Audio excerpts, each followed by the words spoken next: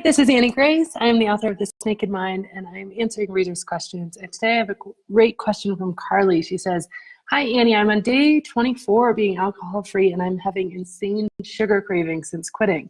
I've never touched the stuff, sugar, apart from mixers and alcohol when I drink, and I've never even liked sweet things, but now I'm worried this might be replacing my previous alcohol addiction. Could you please do a video on this or give me some advice?" So Carly and everybody who's having sugar cravings, this is something that absolutely can happen. And so I wanted to look into the science because it always helps us to understand why this can happen. So there's a couple of reasons this can happen, right?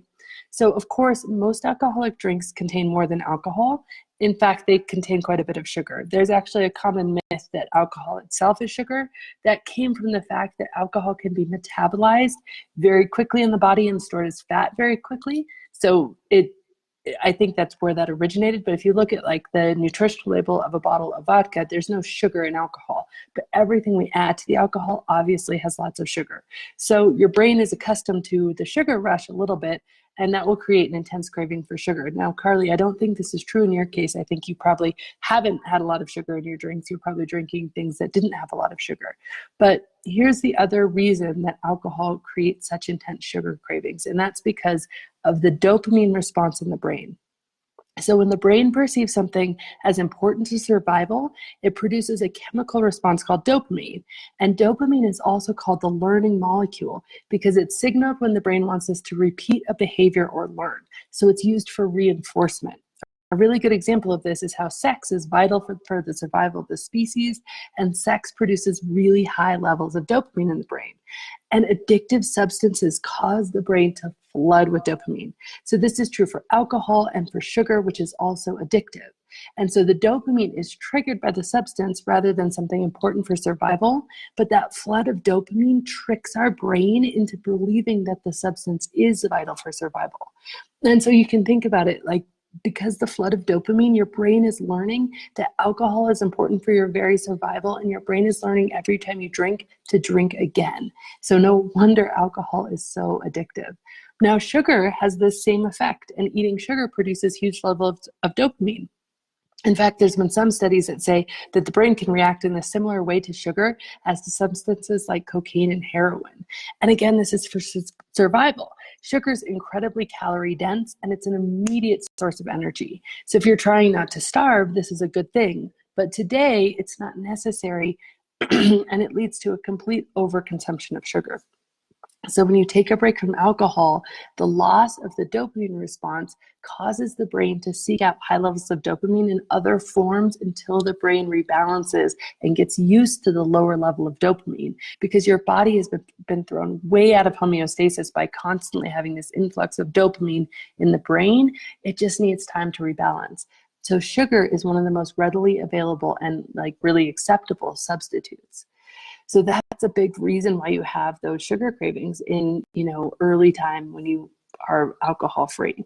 But you might also have something else going on, and that is you could be using alcohol as like a treat or a reward. So if you said things when you were drinking, like I had a hard day, I need a drink to relax, you probably are associating alcohol with some sort of treat.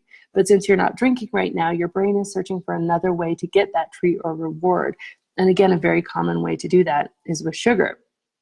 So you might think you're craving sugar when you really want is just some sort of treat or reward, like maybe a night out with friends or a movie or a massage. It could give you the same feeling of treat without all that sugar.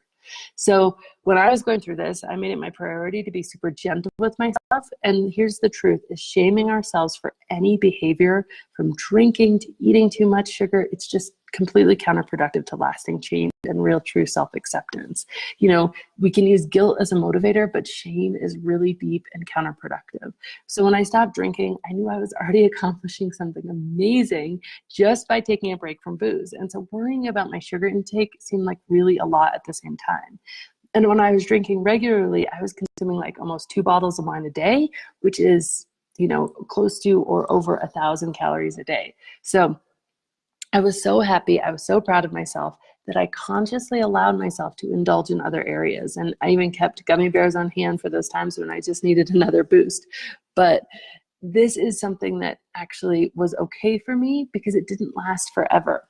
And no matter what, like, you should feel just proud of yourself for taking any sort of break, and understand that this really could be temporary. Once my brain got that I wasn't flooding it with dopamine to the tune of 2 bottles of wine a night every night, that sugar craving really slowly went away. But I know people don't love sugar cravings. Now, even though I was craving and eating extra sugar, I still lost 13 pounds in the first like 45 days that I stopped drinking. So I still ended up losing weight.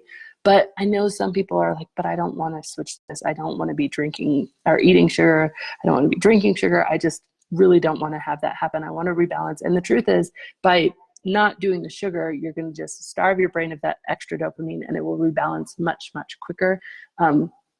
So there is a benefit to that. But I do preach, like, be gentle with yourself, because often we have this thing where, okay, I've decided to take a break from alcohol. Now I'm going to start running 5 miles a day. I'm going to pick up yoga. I'm going to go get a doctorate, and I'm going to, do all of these things at once. And that's just how the brain works. We think, okay, we're doing one thing we want to do, so might as well do everything. And that's just very natural, but it can be counterproductive. So I always say, take it slow, be super proud of yourself for the one thing you're doing with alcohol, and be gentle in other areas. However, if you don't want to crave sugar as much, and you don't want to grow that root, here are a few ways that really help to keep those sugar cravings at bay. And I researched these, they're very scientifically based. So first, elevate your heart rate. Exercise naturally boosts serotonin, which is responsible for a lot of happiness.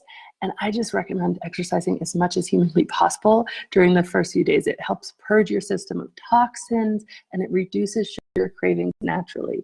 Exercise also reduces stress. It lets you get a handle on your emotions in a really healthy way without resorting to alcohol to numb away anything you don't want to deal with. My second tip is to eat fruit when you need sugar. Cherries are amazing this time of year, and just fruit in general, like the fiber and the fructose, the natural sugar, they keep you satisfied longer. There's nutritional value, and it's not going to be that pure sugar, but it will really itch the sweetness tooth, or that was totally butchered, but you know what I mean.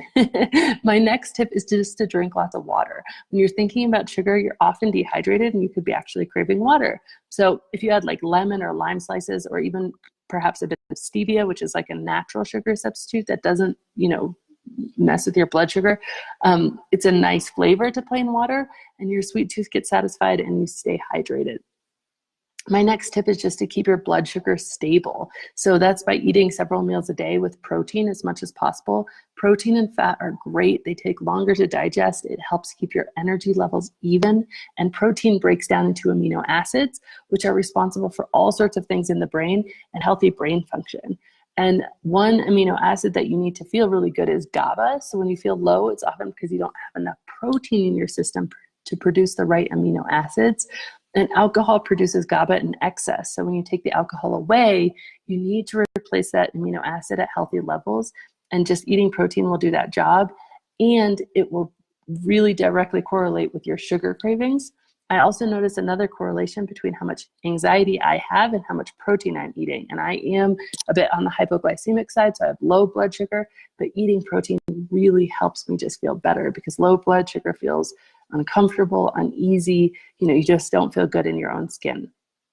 And then my last tip is really to consume naturally fermented foods. So I know you might be like, well, wait, fermented, aren't we trying to get away from fermented drinks? But most of these drinks contain such a tiny level of alcohol that, I've not found it to be a problem. If a fermented food like kombucha or kefir or something else, you're like, it triggers some sort of craving for alcohol, don't do it. It's not worth it. But if it doesn't, most people don't have any problem, doing like kefir, sauerkraut, kimchi, kombucha. These are naturally fermented. They contain live cultures. And studies have shown that eating fermented foods is one of the best ways to reduce cravings for sugar and processed foods. Now, cooking it kills off the bacteria.